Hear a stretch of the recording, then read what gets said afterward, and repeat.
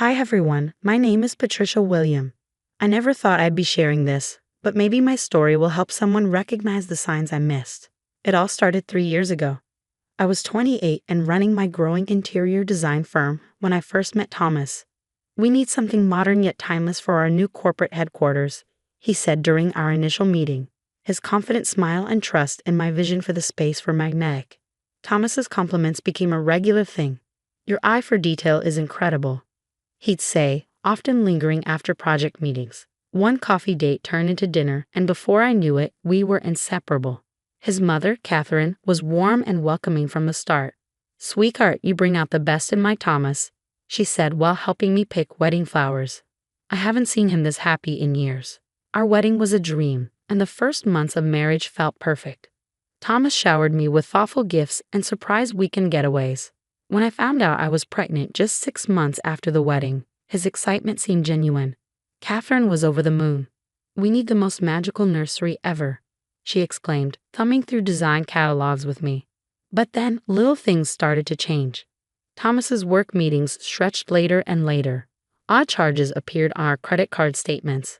"The market's been crazy," he explained casually. "Just some client entertainment expenses." My best friend, Sarah, noticed first. "Patricia, isn't it strange how he's never home for dinner anymore? And what about those late-night texts?" I defended him, brushing it off. "He's working hard for us."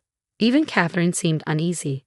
She'd give me concerned looks when Thomas showed up late to family dinners, his eyes glassy, his movements unsteady. But she never said anything directly. Victoria, his business partner, made a passing comment at a corporate event. "Thomas has been different in meetings. Is everything okay at home?" I ignored it, focusing instead on my pregnancy and designing the nursery. The pale blue walls and hand-painted clouds were coming together beautifully, just like I thought our life was. Until the night I found the receipt. I was searching for a missing invoice in Thomas's home office when I stumbled across a receipt from a jewelry store. The items weren't for me. That same night, he claimed he was stuck in a budget meeting. "The shop project's behind schedule," he slurred over the phone. "Don't wait up." Looking back, all the signs were there. The missing money, the late nights, the mood swings, the secretive phone calls. But love can blind you to the truth you don't want to face. My truth unraveled in the most heartbreaking way in a delivery room. At 2 a.m., contractions hit like a freight train. Sarah rushed me to the hospital, frantically trying to reach Thomas. His phone went straight to voicemail, 6 times. Catherine arrived minutes later, her face tight with worry. "He's not answering my calls either," she whispered, squeezing my hand as another contraction racked my body. 3 hours later, Thomas finally stumbled into the delivery room. The sharp stench of alcohol announced his arrival before he even spoke. "Why's everyone being so dramatic? It's just a baby," he slurred, barely able to stand. The nurses exchanged uneasy glances. Dr. Chen stepped in, firm but composed. "Mr. William, if you can't compose yourself." A scream tore from my throat as another contraction hit. What happened next plays in slow motion in my mind. Thomas lurched forward, his face twisted with rage. "Shut up. You're embarrassing me." His hand struck my face before anyone could stop him. The room erupted. Security guards rushed in. Catherine's scream mixed with the shouts of the medical staff. "Get him out. Now," Dr. Chen commanded, her voice like steel. "That's my son," Catherine cried, grabbing his face. "Thomas, you're high. You just hit your wife in labor. Leave, now." Thomas was dragged out, kicking and shouting.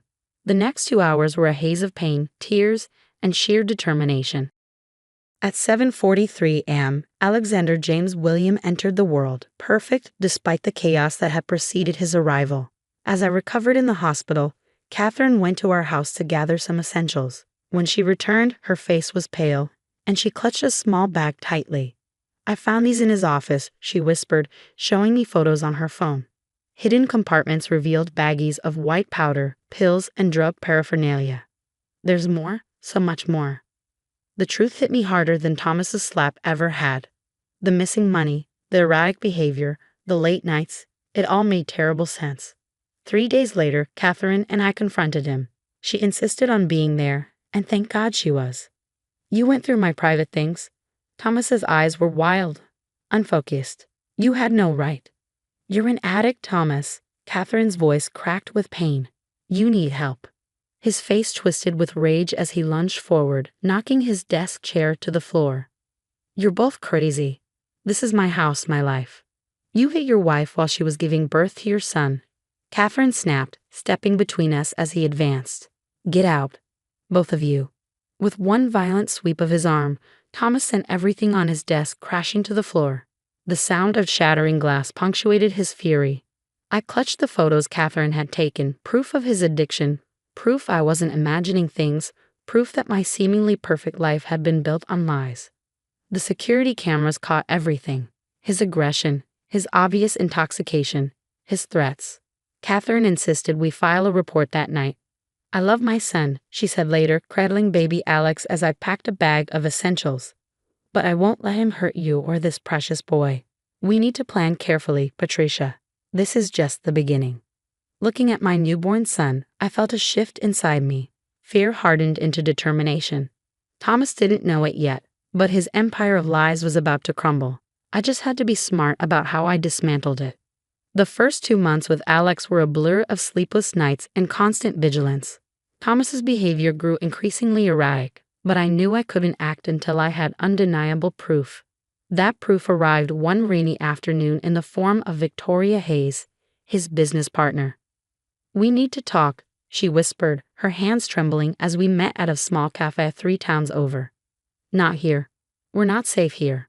Victoria pulled out a folder and laid it on the table. Look at these contracts, she said, her voice shaking. The signatures don't match. And these vendor payments, they're going to shell companies Thomas created. My stomach churned as she showed me spreadsheet after spreadsheet. Millions of dollars were missing, traced to accounts I didn't recognize. He's selling company assets behind my back, she said, tears welling up. Last week, I caught him making a drug deal in the parking garage. When he saw me, he said he'd destroy me if I told anyone. Back home, I started digging. Catherine watched Alex while I combed through Thomas's office at night. The evidence was staggering. Your client, the Hendersons, their $50,000 deposit never made it to your business account, Catherine said, showing me bank records. Thomas intercepted it. One night, I found his burner phone. The messages made my stomach turn. Exchanges with drug dealers, explicit texts with multiple women, including clients I recognized. Just closed another deal with Mrs. Peterson, one message read. The stupid expletive. Thinks she's getting a penthouse renovation. Her husband's money will keep us in powder for months. Victoria called me at midnight, sobbing. The company is weeks away from bankruptcy. Thomas just emptied our emergency reserves. I installed hidden cameras in his office. The footage was damning. Thomas snorting lines off client contracts, making threats over the phone, and counting stacks of cash. You're nothing without me, he screamed one night, high out of his mind. I made you successful. I own you. Catherine helped me document everything. The bruises, the threatening texts, the bounced checks to Alex's pediatrician. We need a bulletproof plan, she said, helping me photograph the contents of Thomas's secret safe. One wrong move, and he'll destroy everything you've built. The final straw came when I discovered Alex's college fund was empty. Every penny was gone. I had some business opportunities. Thomas smirked when I confronted him. The kid's barely 2 months old. Plenty of time to rebuild it.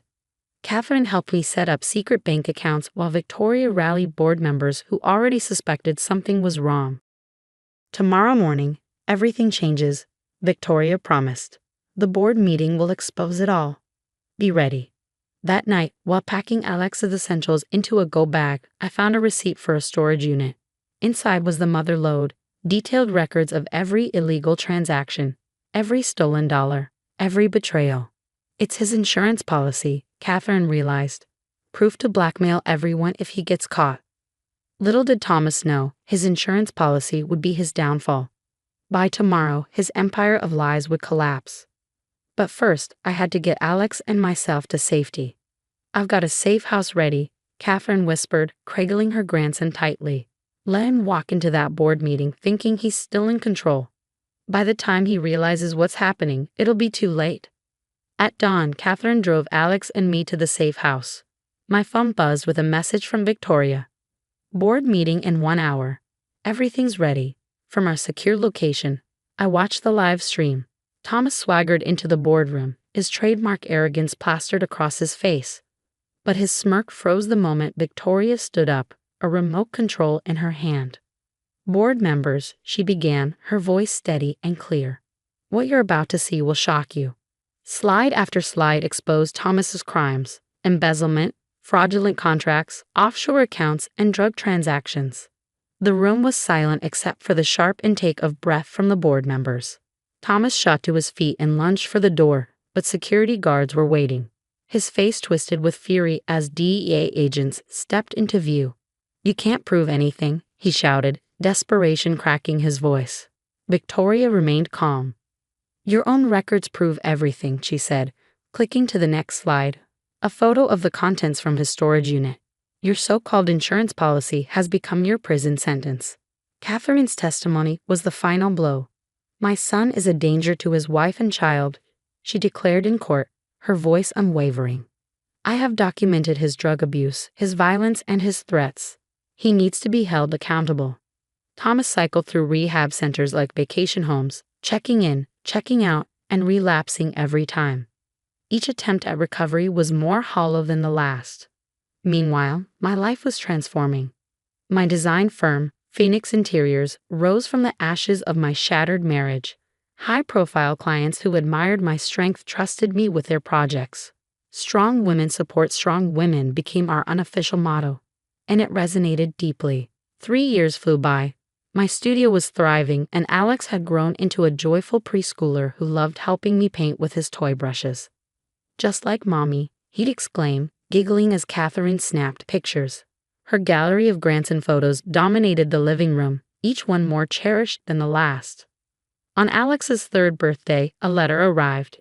It was from Thomas's lawyer, pleading for a reconciliation. "I've changed," the letter claimed. "I deserve another chance." I didn't even finish reading it. Instead, I fed it into the bonfire at Alex's party, watching the words crumble into ash. Inside, Alex blew out his candles, surrounded by love and laughter, genuine happiness. In the background, the TV played breaking news.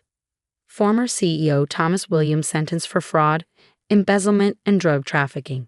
"Make a wish, sweetheart," Catherine said, holding Alex up to his cake. Victoria was ready with her camera, capturing the moment. Looking around at my real family, Catherine, who had chosen truth over loyalty to her son. Victoria, who risked everything to expose corruption. And Alex, my sweet boy who would grow up knowing only honesty and strength. I realized some wishes had already come true. "Mommy, can we paint my room blue tomorrow?" Alex asked, frosting smudge across his cheek. I smiled, meeting Catherine's proud gaze. "Of course, baby, we can make it any color you want." Because we were free to create a life filled with joy, integrity, and hope. Thomas's prison sentence was justice, but our happiness, that was the sweetest revenge of all. What would you have done if you discovered your spouse's addiction and betrayal at one of the most vulnerable moments of your life, during childbirth? Would you give them another chance, or would you choose to protect yourself and your child? I'd love to hear your thoughts in the comments.